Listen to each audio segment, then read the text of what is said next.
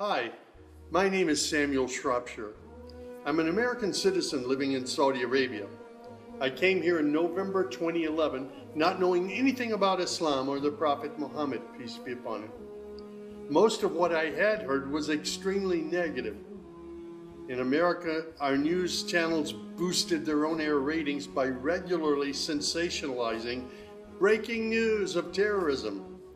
Every 30 minutes, one witnessed horrific scenes of bombings and bloodshed and murder, often one Muslim group fighting against another Muslim group. As killings and beheadings took place, there were always the shouts of Allahu Akbar, Allahu Akbar, God is great. I was invited here to Saudi Arabia by Safi Kaskas to work on what was known as the Q Project. Dr. Kaskas wanted to produce a new, easy-to-read American translation for the next generation of young Americans.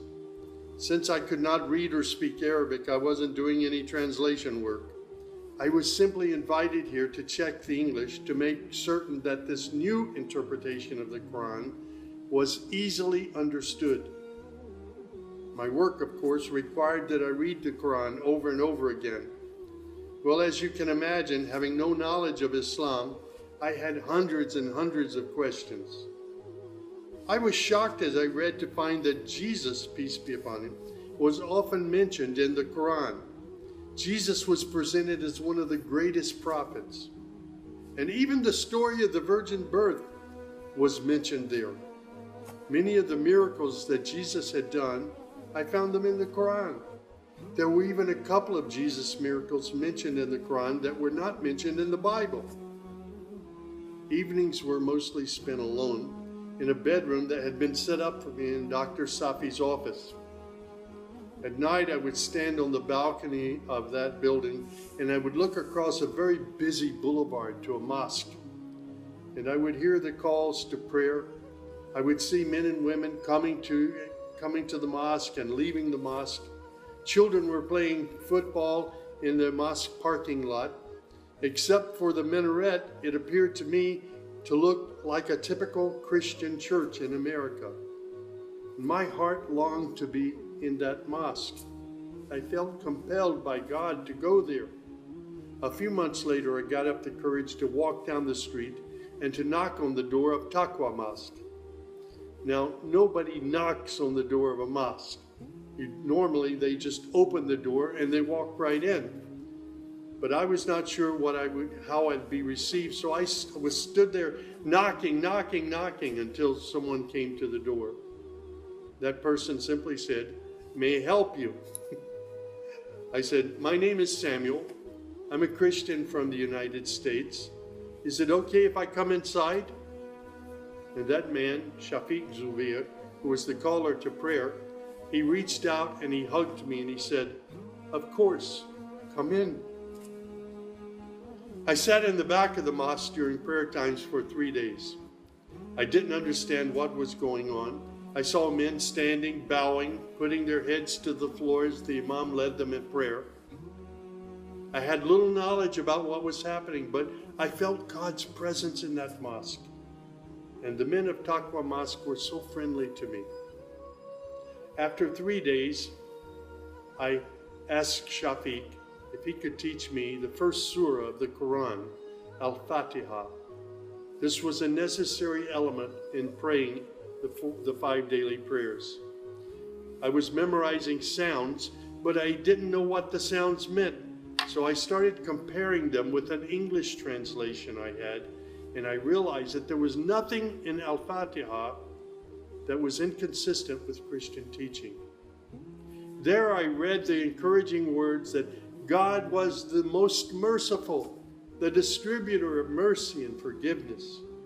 My heart was being strangely touched by the words of the Quran and the love displayed by the men of Taqwa Mosque. Dr. Sadiq Malki would later drive me to the Islamic Education Foundation in Al-Hamra neighborhood of Jeddah, where I said Al-Shahada. According to Islam, we're all equal. There's none above another. There are scholars, but their role is educational.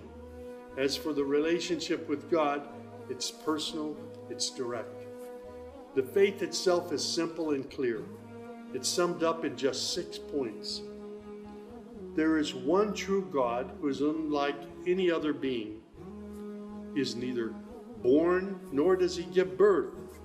He has neither spouse nor offspring. Nothing is comparable to him. He's all-powerful. He knows everything perfectly. He is the most merciful. Secondly, a belief in angels who are indeed the servants of God. They obey God's bidding and they do whatever they're commanded to do. They don't have any free choice. Thirdly, there's a belief in divine revelations. Islam acknowledges that God revealed scriptures including the Torah, the Gospel, the Psalms. However, down through the ages, many of these divine revelations had become distorted and somewhat corrupt. The Quran, which also contains God's revelations, is intact. It hasn't changed from the very beginning. The Quran, which also contains God's revelations, is still intact in its original form. Fourthly, there's a belief that in all earlier prophets and God's messengers, not just Muhammad. They believe in Abraham and Isaac and Moses and Jesus and hundreds of other prophets. They believe that the prophets were the best of mankind. Muslims believe in the last day. That's to say, this includes the belief in all that God and his messenger have told us about what happens after death, including recording of good and bad deeds, the resurrection and the gathering of all creatures, the reckoning that will take place on the great judgment day, the prophet's intercession, as well as heaven and hell. Man's ultimate aim will be to save himself on that day. Muslims believe in the divine destiny of predestination. Whatever God wills is certain to take place, and what he has not willed will never take place. This present life is a test for man, and man should endeavor to pass this test. These tenets of faith appeared to me entirely consistent with human nature.